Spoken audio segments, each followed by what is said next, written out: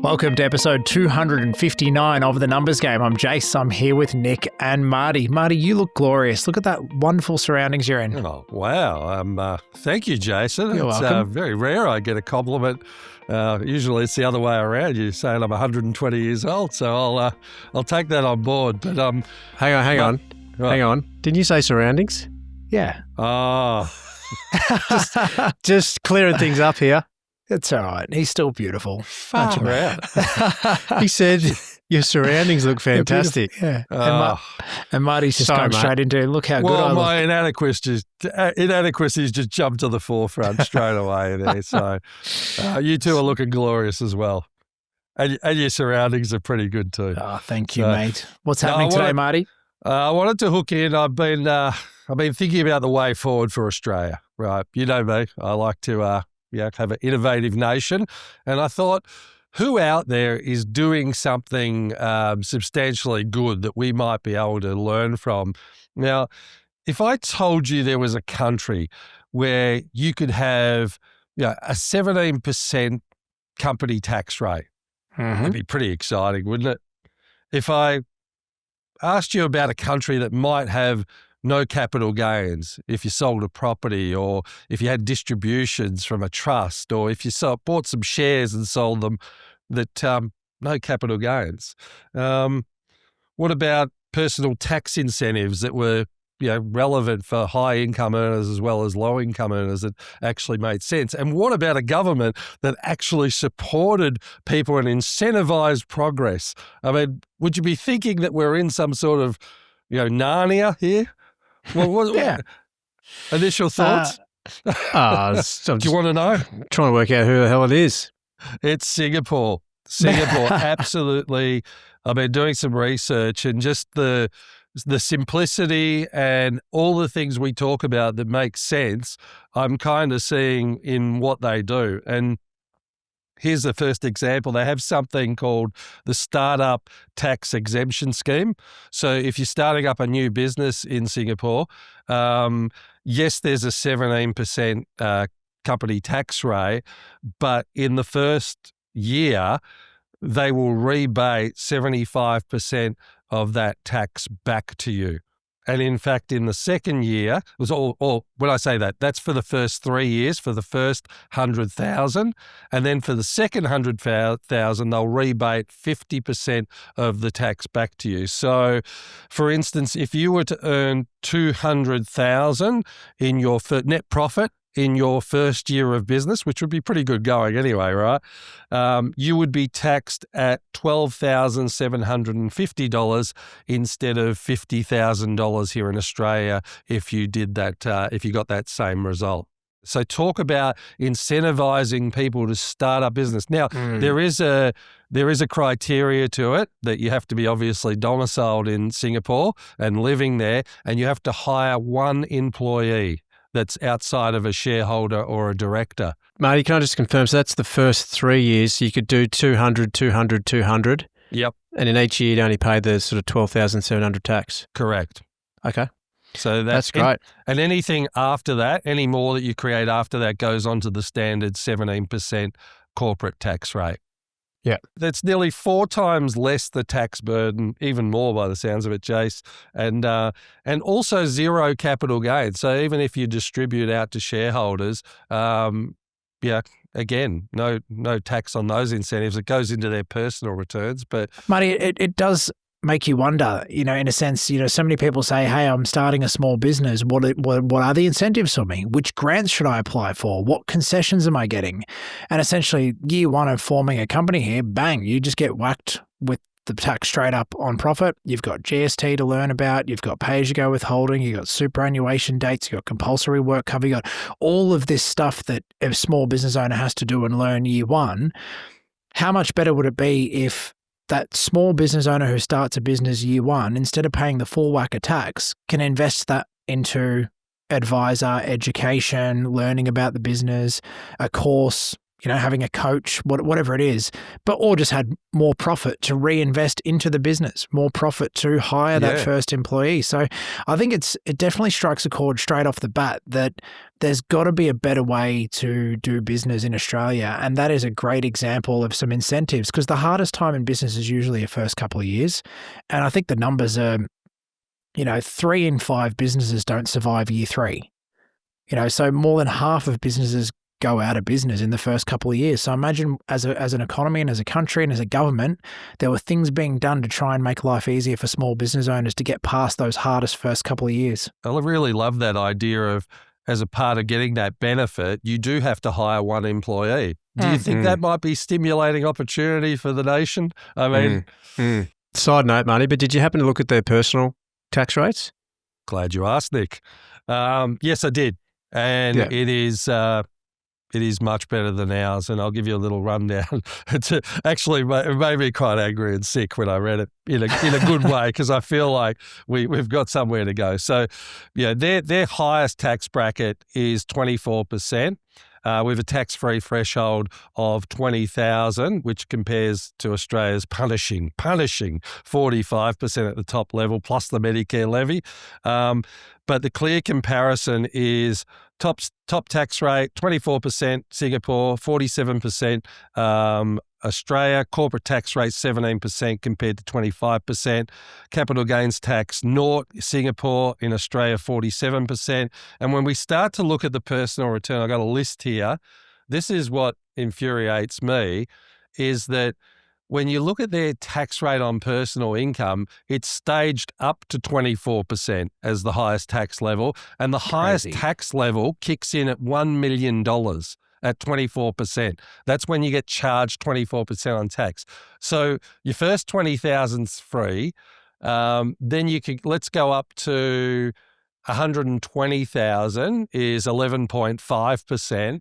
You go up to, every 40,000 it stagnates up. So 240,000 you're on a 19% tax bracket, up to 320,000 you're on 20%, all the way up to 24% to $1 million. I mean, do you think it's fostering a really good culture of wanting to achieve and to do better? Oh, definitely. But I do sit here and wonder, and I've got another question for you. I do sit here and wonder, well, where does the money come from? Like, how do those economies, or how are those economies so different as far as what the government needs to run the country? So my question was going to be, do they have a GST equivalent? I don't know. Okay. Yep. They do. They do? They do? Yep. Yeah. I'm wondering if they've been 9%. listening to the numbers game. 9%. It's only 9%. Lower than ours. Jeez. So Nick, remember we've been talking about this previously, of going, when you're sparking innovation and you're lowering the tax bracket, people are incentivized to do more. So I guarantee they'd be making more because people have such upside and they're not feeling like they're restricted and hamstrung by doing well. We're punished for doing well in this country. I know Jace was saying in previous episodes, we're not as bad as some, which is something.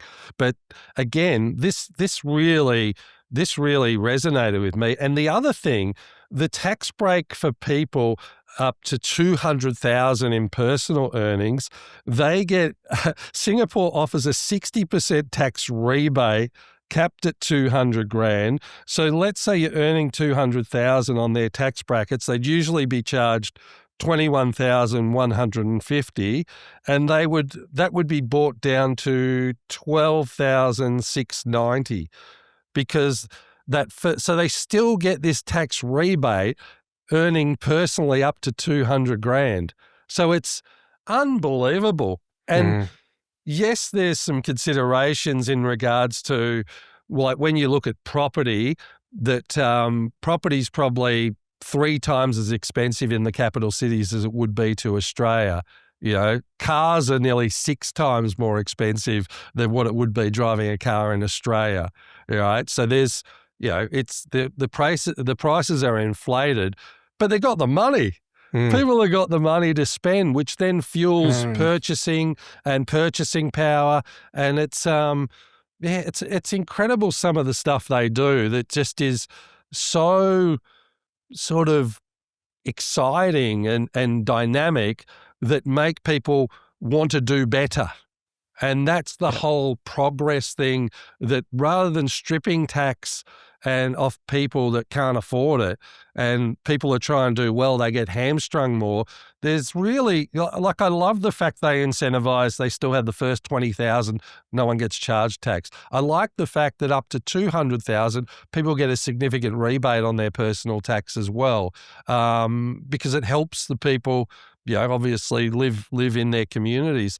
And then, but again, you do as well as you want and keep injecting great ideas, innovation into the ecosystem. Well, still, I look at that example of 200,000 personal income for 21,000 tax versus 200,000 for 60,000 tax. There's a big difference. Now, obviously, the other things that happen outside of that, there's a lot to take into consideration. But the whole idea is with 9% GST, 17% corporate tax rate, lower income tax rates is, the government isn't reliant on collecting that taxation revenue to run their economy. Quick little bit of research there, the government's collecting 80 billion in tax revenue versus our government collecting 800 billion in tax revenue. It says Singapore relies more on their own investments and their own reserves rather than collecting taxes off their citizens. So when you look at it that way, then obviously there's a bigger deep dive into, well, what's Singapore government then giving back or doing there? But the question then becomes, would we be so reliant on the government if we were fostering innovation, or if we were doing things like actually like the government was collecting the appropriate amount of revenue from our exports, our LNG, our iron ore, those kind of things, where if that was being taxed appropriately and the right share of that was making it to government level, would we be so reliant on taxing the everyday Aussie who's just trying to get by? Probably not. Yeah, and the R&D stuff in Australia, that's a lot more complex, isn't it, to sort of get through to incentivise businesses, whereas they have startup, Singapore founder mentorship funding programs. Like you can really tell they're injecting a lot of money into entrepreneurialism because that's what they're encouraging and fostering. There's a really good VC ecosystem as well that the government's involved with. So it seems to me to be very forward thinking in regards to what they're trying to create, and people are literally going there and living there in order to, take advantage of those things. Like even when you think the capital gains, like they don't want people, trading properties, as such. So there is a seller's stamp duty that's tiered if you sell within the first 4 years a property. But if you hold a property for 4 years, no capital gains on that, right? If you sell it within 4 years, owner occupy or investment, if you sell it within 4 years, they have a tiered structure. And it's not horrendously bad, and it is stagnated, just to make sure people aren't using property to trade, because then it goes back to a business vehicle, but the business vehicle is still at 17%, right? So it's still not bad if you want to do that. But it's so it just makes sense. It's just not stripping people. So people are much more innovative in ways to how can they create wealth, create assets, create businesses throughout in order to better the country and create a great environment. Yeah, I really like the idea of having a capital gain free period, but then that could incentivize people to hold, and then they lose stamp duty revenue. So that's probably not going to happen, is it? Not in Australia. So did you say in Singapore, so if you sell within the first 4 years, even if it is owner-occ, yes, you'll pay a fee? Yeah, correct. And I think it's staged depending on how long you within that 4 years. So I think the maximum was 16%. Yeah. But it's tiered downwards as if it's in the fourth year, it's less than it is in the first year. So again, even that, the fact it's tiered makes sense, right? Yep. Yeah, very unique. It's gold, Marty. I must admit, when I was in Singapore, which has been a long time ago, I did hear a lot about the cost of getting a license. And I don't think it was a license as in a driver's license, but I think a license to be able to own a vehicle. So I think I can't remember the exact. So Greg's half Singaporean, and we were over there, and Uncle Hao is Greg's uncle. He's a taxi driver. I don't know if he's still doing that, but he would drive us around and tell us all the interesting facts about Singapore. And one of them was if you couldn't cross the border into Malaysia without a full tank of petrol. So because there's quite a bit of tax on petrol, which again, they've got to collect tax somewhere. If you do want to drive, I remember the cost of having a license was 6 figures, just a license to be able to have a car. And then there's all these weird little things around your car can't be a certain amount of years old. And once your car gets to a certain age, basically they take it off you and crush it from like an EPA and, environmental point of view, because you've got to have, a later, more recent car from the safety. So you get a 10-year license I think it's a certificate of entitlement for a license. And it's, it's really expensive. Like it costs you more than the car, Yes. So it's like, but what I love about it, mate, what I really like about it is they look at who deregisters their licenses. So this is month to month. They allocate a certain amount of licenses per month, and they look at, and it's all linked to the traffic conditions and how much traffic is on the road, because they don't want to have cluttered roads, right? So so from a lifestyle point of view, everything functions a lot more harmoniously on the roads, and they look at who deregisters their license, and they'll only bring a select amount of licenses on. It's very exclusive, right? But it works. So it's all linked to, what's actually happening, rather than it being a reaction thing where, we've got to build more freeways now. So they're looking at it for what it is, not for hopefully what it should be, Yeah. So Marty, just a quick AI search for the cons of living in Singapore. High housing costs, which you've just mentioned. Medium house price of 1.2 million Singaporean dollars. So I'm not sure what the conversion is there. It's $1.12 Australian. It's not that bad. So yeah. So high rent. Super expensive transport.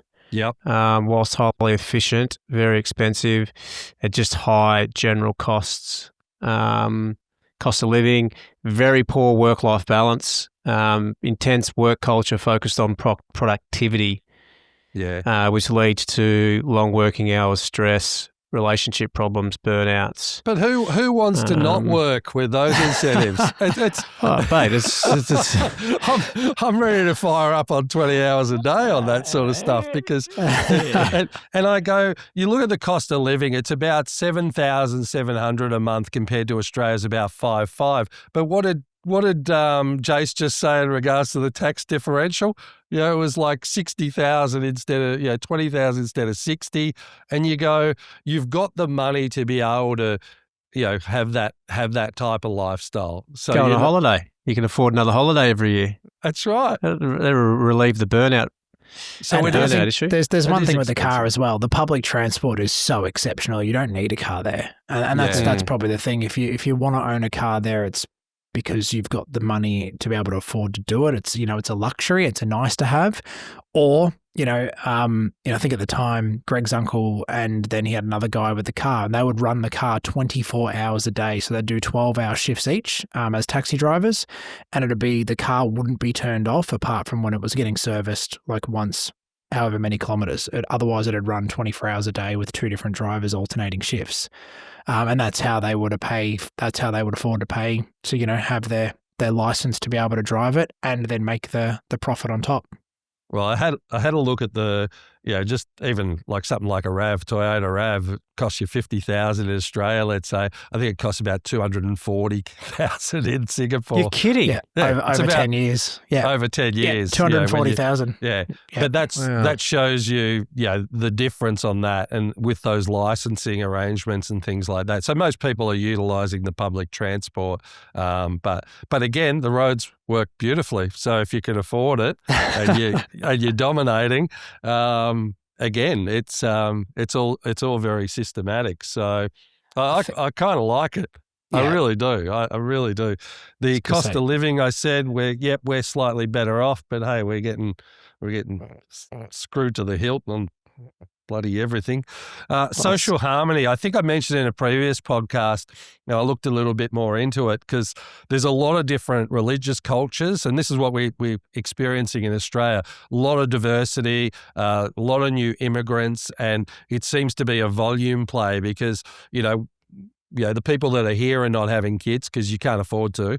So, you know what I mean? It's like people have one kid, go, that's 2 kids if you're lucky, but that's enough because, holy hell, to even live in this day and age, you've got to have 2 parents working. You can't have anyone looking after the kids anymore, whereas back 25 years ago, you could comfortably do that. So they've got to bring immigrants in to pick up the taxes. So, but the thing is, the cultural integration and the policy framework is outstanding. So they have a set of rules that all the different religious groups and all the diverse groups agree to by living in Singapore. As a part of living in Singapore, cultures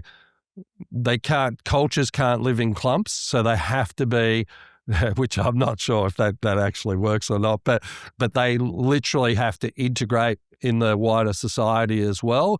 And when they come together, there's a big play on respecting other people's cultural differences, but the practicality of the framework that they all agree to is what they agree to. So there's actually harmony between different religious groups, different cultural backgrounds, and that's a part of the ecosystem that Singapore built because of the same problems that potentially we're experiencing now with high volumes from, different cultures coming in. And again, just call it what it is. At the end of the day, different cultures have different value systems, and we can't just assume that people come here and assimilate.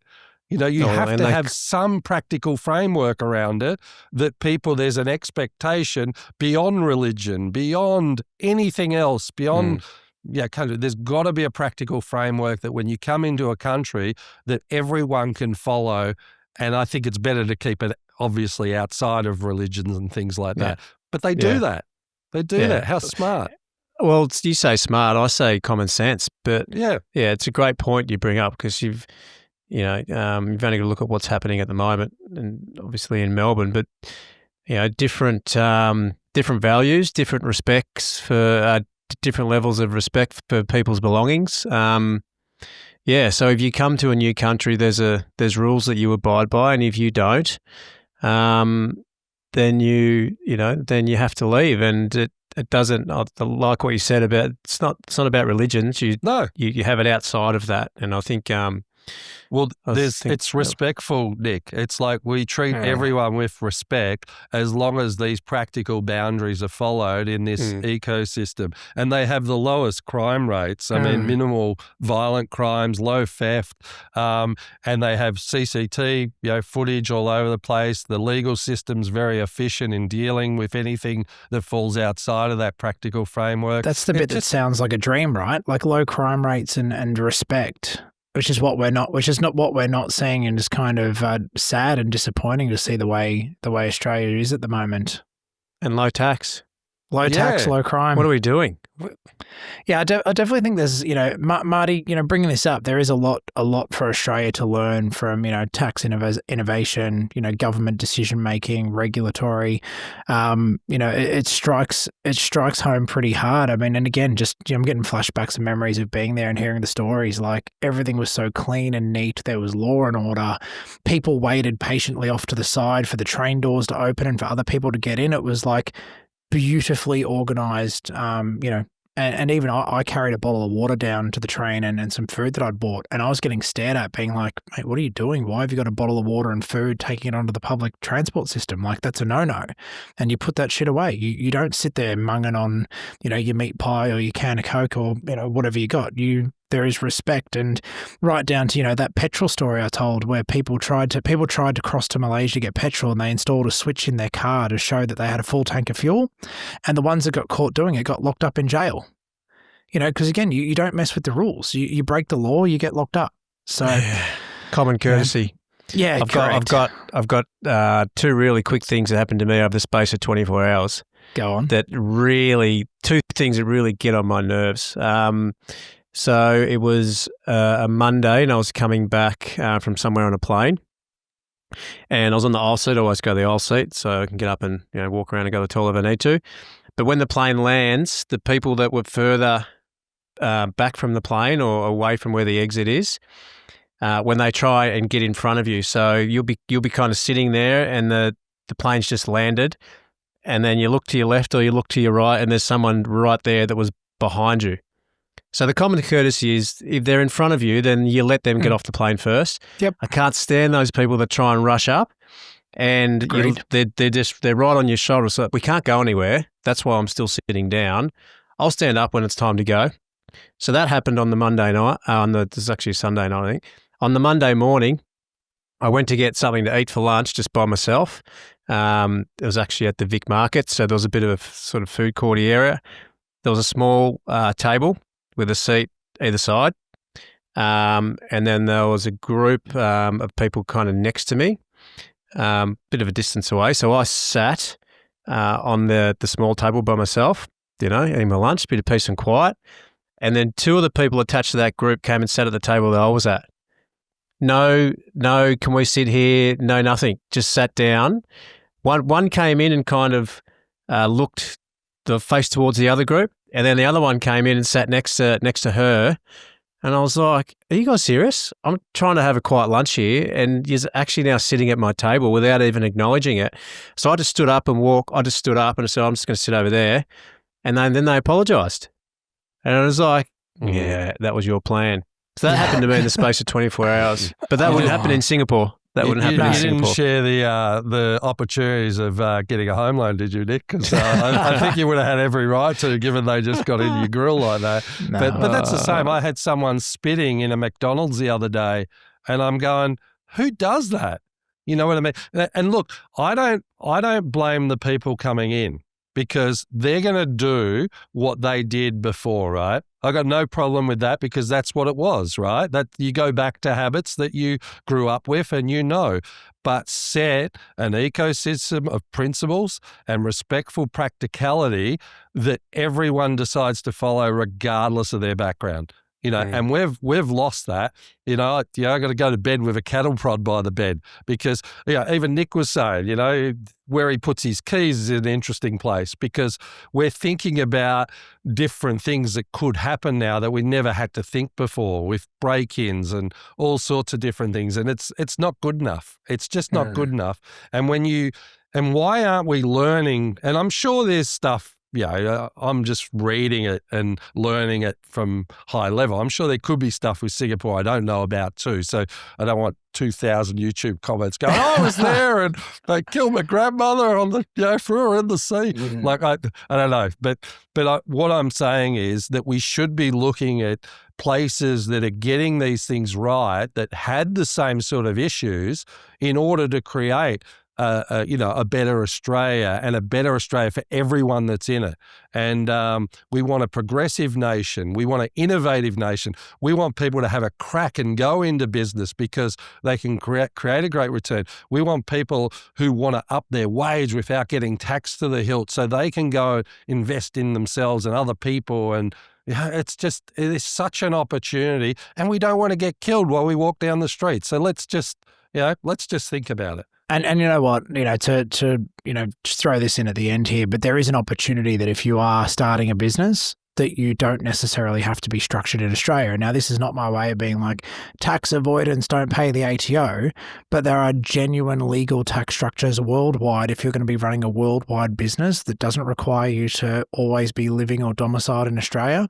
You should always be exploring your options if you are planning on moving around, not being in the country. And then also, if you are set up in Australia, we've had a business, and I'll talk to them offline rather than throwing them in here. But they've reached out and asked to be on the Numbers Game podcast to talk about their business. But they also structured in Singapore another arm of their business because they were growing. Their services were growing worldwide. And they were going to have a team member in Singapore and a director in Singapore. So it was like, well, hang on, how do we restructure so that we can legally ensure that profits can stay in Singapore and be taxed in Singapore?